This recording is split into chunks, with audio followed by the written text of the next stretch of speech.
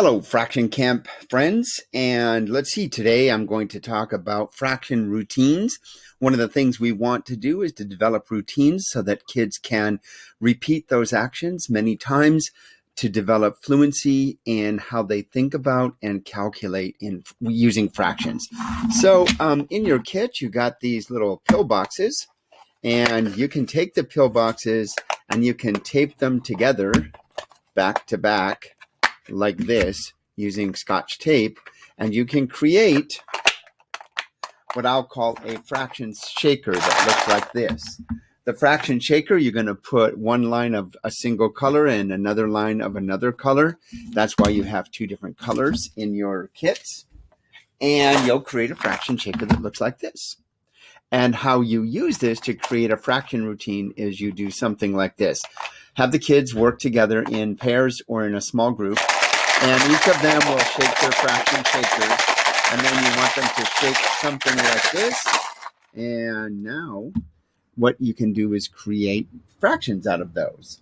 And the way that I want to create the fractions is I want to say, okay, use the reds as the numerators and the whites as the denominators. You can do it, of course, any way you want.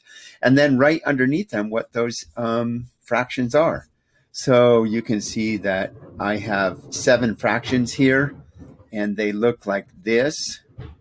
Let's see, that one is 3/6.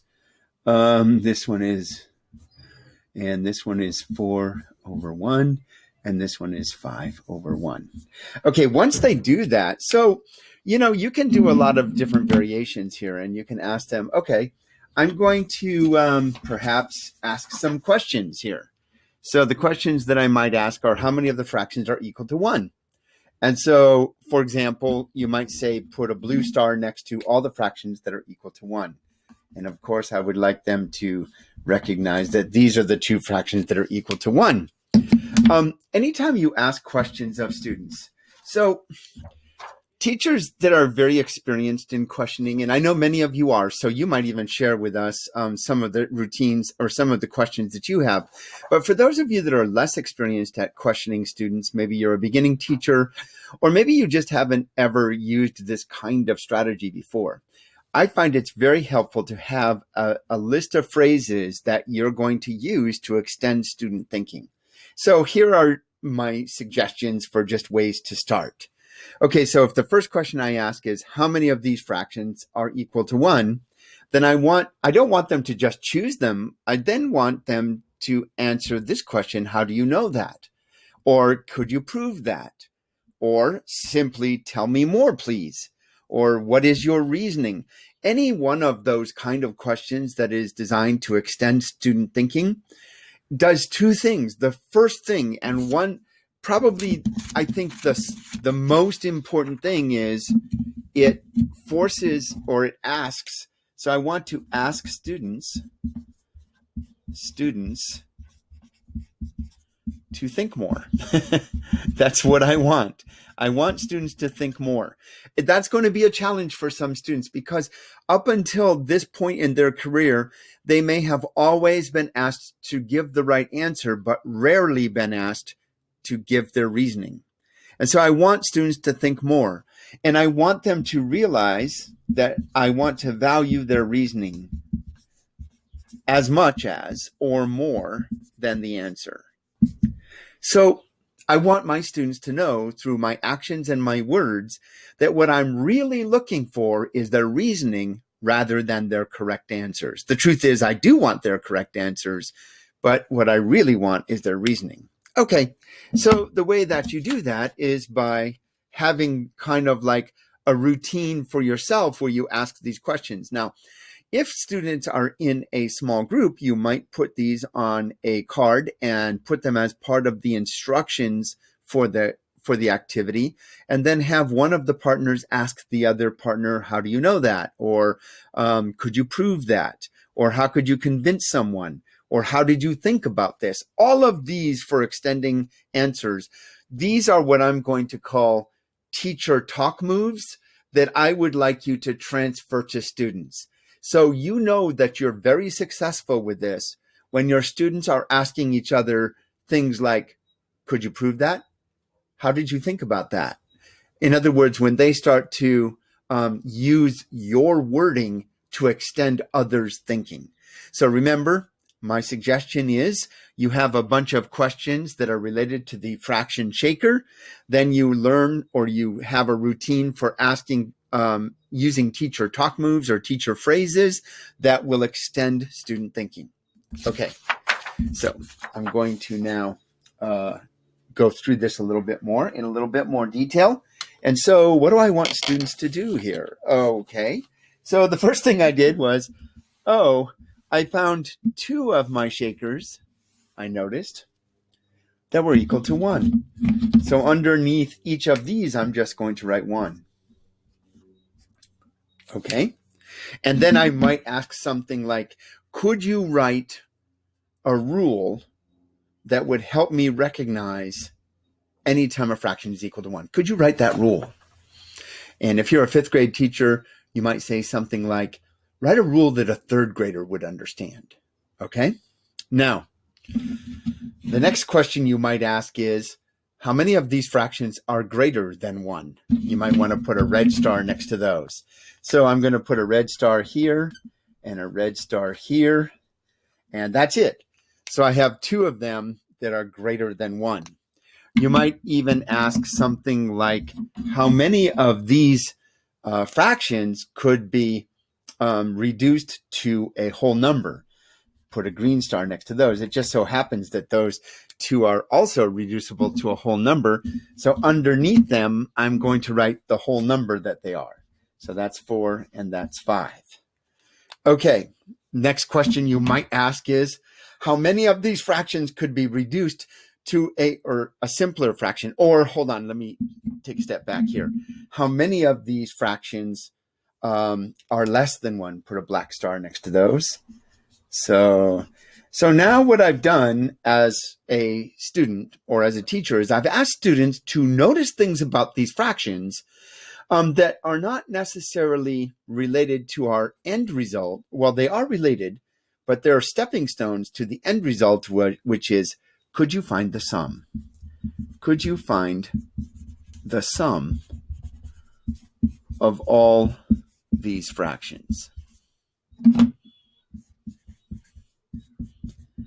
Okay, so a student who was going to use the algorithm to find the sum, the first thing he or she might do is just start trying to find common denominators or something like that. But I want to take them out of that kind of algorithmic thinking and start to notice things about the fractions. So this is kind of like the big question, but I'm asking them questions to step them through it. So, okay, how many of these fractions could you now reduce? I now know that there's 1, 2, 3 of these that are less than 1. And I know that there's 1, 2, 3, 4 of these that are equal to 1 or greater. All right. And so the first kind of a question that I might ask them is, can you tell me a range that the sum of all these fractions must fall within? And here's what I mean. That's not something I would expect students to understand. So let me model it a little bit. I know that if I'm adding all of these up, this is 1 plus 1. So it's 1 plus 1 plus 4 plus 5.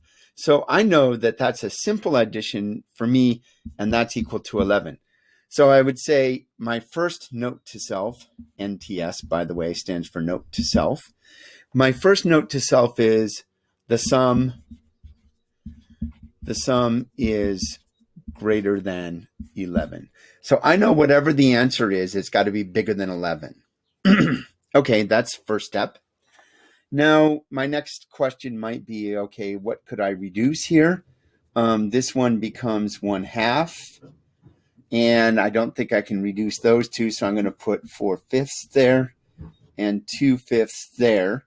So remember, I'm trying to find the sum of all of these. And I already know, like this one, this one, this one, and this one are super easy. So that's like 11 and a half. And then I know that that's almost 1. So I'll call it, I'll write here almost 1. this is half, and this is close to a half. So I've got almost 1 and a half and almost a half. So that's like 2 more but less. So I'm going to say note to self, the sum is less than 11 plus 2, because this whole thing right here is less than 2. So now I know that my sum, whatever it is, has to be greater than 11, but it has to be less than 13. So I know my answer is somewhere between 11 and 13. Now, a student could probably do something like this: 6/5 plus 1/2 plus 1 plus 4 plus 5.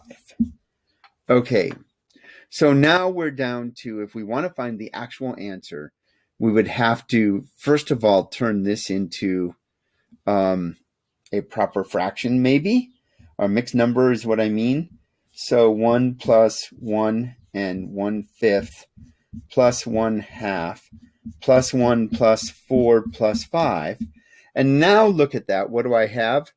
I'm going to say that that's now equal to, let's put a blue line under each one. 1, 1, 1, 4, and 5. That's 1, 2, 3 plus 9 is 12. So that becomes 12 plus 1/5 plus 1/2.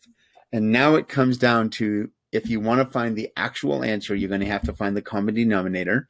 And so that's 12 plus 2/10 plus 5/10, and that's equal to 12 and 7/10. And that's the answer. And notice that that answer does fit in here. It's more than 11, but less than 13. Okay, I'm going to stop there.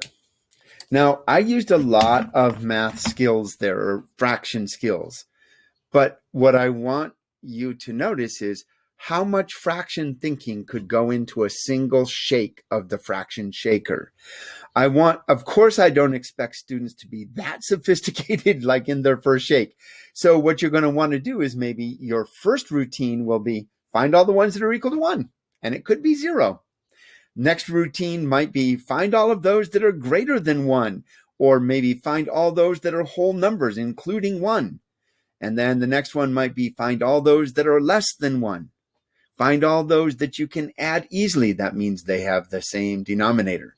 And so you can have routines. You can work up to this really sophisticated routine that I just did.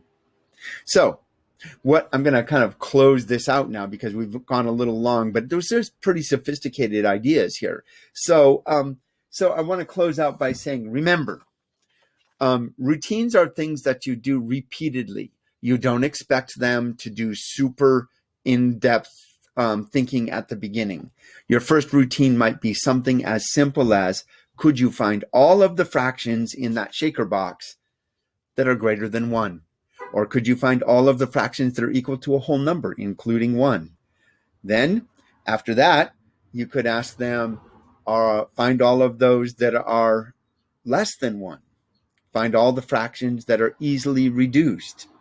Find all the fractions that are easily added together. And then finally, could you find the sum? Or could you find the range that the sum has to be within? And then finally, could you find the sum? So this could be a routine that you use the entire year, starting off with the easiest, or I should say the less complex routines. I also emphasize the idea of having questions ready for the kids and teacher phrases to extend thinking. So a fraction routine, and here's an example of a fraction routine, is something that something that gets them thinking about the numbers and developing their number sense and allows them some freedom of thought. All right.